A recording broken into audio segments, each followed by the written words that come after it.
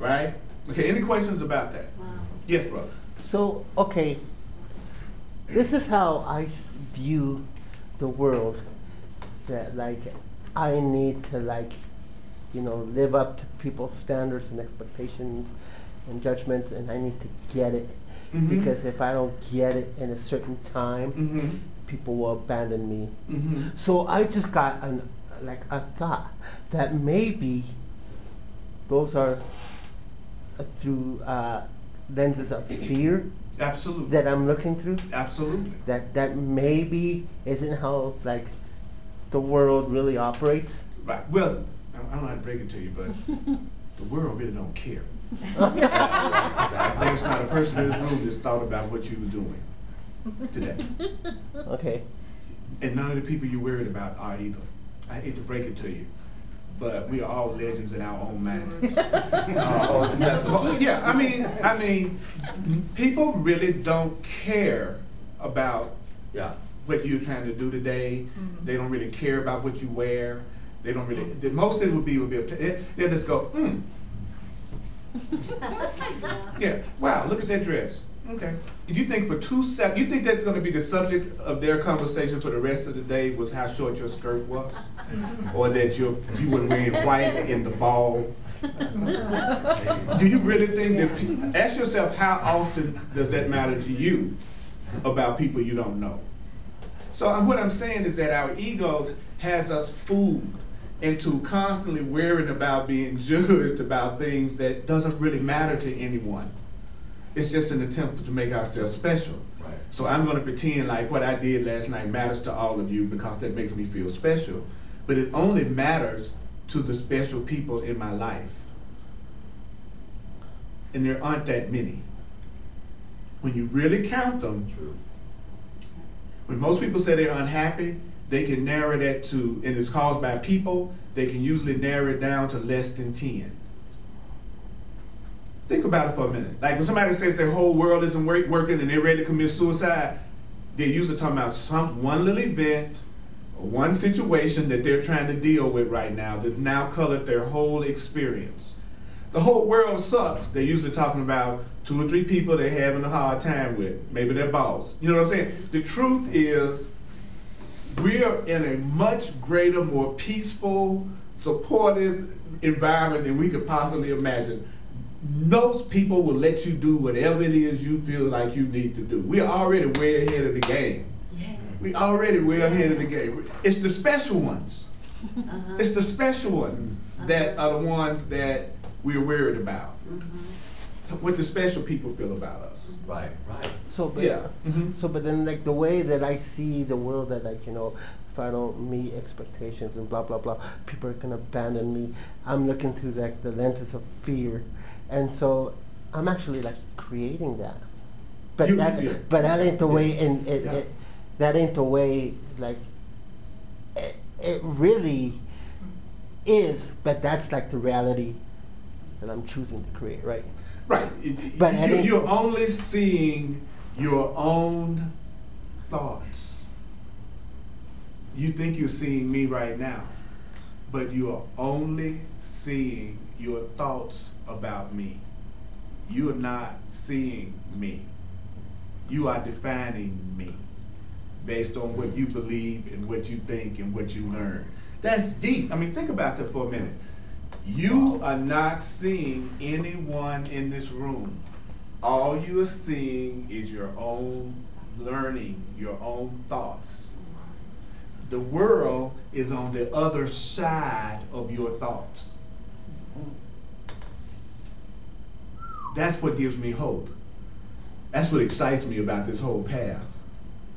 Is that if I'm just seeing my thoughts and I can change those, then there are unlimited possibilities out there for me.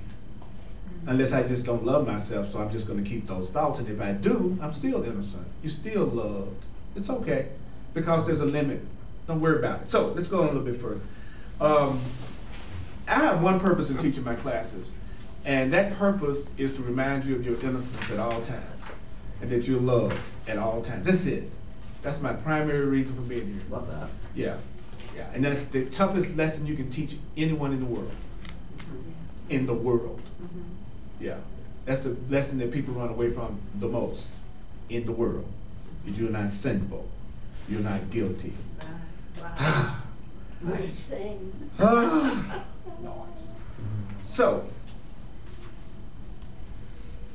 we'd be 1815. 1850. Okay, yeah. It says, thus the integration of mind and heart must be out. Must be me. I know. I pretend like I need little pieces of glass before my eyes meet.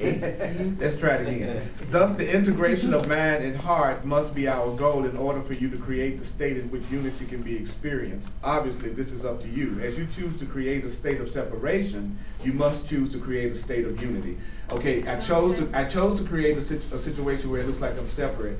I need to choose a situation now that I believe I'm joined with you. It can come as no surprise to you that your mind has ruled your heart. Your mind has ruled your heart. Your mind has ruled your heart. What this course has thus far attempted to do is to briefly change your orientation from mind to heart. We're trying to change our orientation from what am I thinking to what do I feel in my heart. We're trying to finally go to what do I feel in my heart? What's going on in my heart? So the course then says this is a first step in what will seem now like an attempt to balance two separate things, your mind and your heart. But is really an attempt to unite your mind and heart, which is what you have perceived as separate. If the heart is the center of yourself, where then is your mind?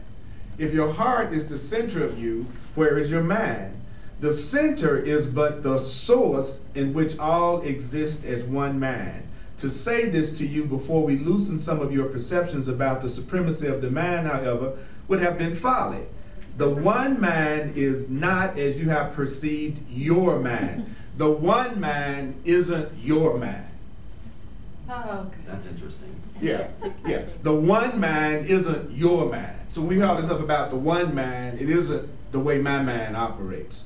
So it says the one mind is but a mind in which love rules, and the mind and heart are one. So when I say I have one mind, I'm really saying I have a mind that love is the only thing that rules my mind. So when love is the only thing that rules your mind, at that point you can say I have one mind. When your mind and your heart are not in conflict, then you have one mind. So with what I think and what I desire in my heart are united, I have one mind. If my heart is ruling me, I have one mind. So if love is ruling me, I have one mind. If I'm being completely ruled by love, I have one mind. If I only want unity and oneness, I have one mind. So the course then says we will proceed by calling this wholeheartedness rather than mind or heart. A wandering mind, it seems, is quite the norm. Yeah. A wandering mind is seen as quite the norm. And thoughts that dart about in a chaotic fashion are as acceptable and seemingly as inevitable to you as breathing. Yeah.